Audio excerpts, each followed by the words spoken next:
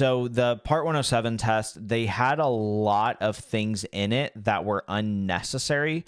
I talked about this a little bit earlier of just like, the FAA having a lot of unnecessary laws and stuff when it comes to drones. So there was a lot of things that you needed to know that were unnecessary for flying drones. Like, for instance, there was stuff about like the weather. So it was, you can't fly if or it was talking about fog types and cloud types and stuff like that. And it was like, well, if you're if the space that you're flying in, you had to be able to see for like 3 nautical miles or something like that in terms of fog, or you couldn't fly.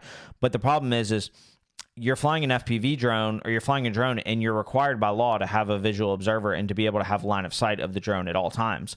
So you can't see the drone 3 miles away. So why does it matter how clear the sky is 3 miles away if you can't legally fly? So there was like a lot of like redundancy things to where like one law negated other laws. And so they've been slowly kind of like retracting that. So for instance, there is no weather section on the Part 107 tests anymore. There might be like a couple questions, like 2 or 3, but it used to be like a whole section about like, what's the scientific name of all the clouds? What does this fog mean? What does it mean whenever this air temperature happens? And like a lot of those things have been taken off the test because they're just not necessary.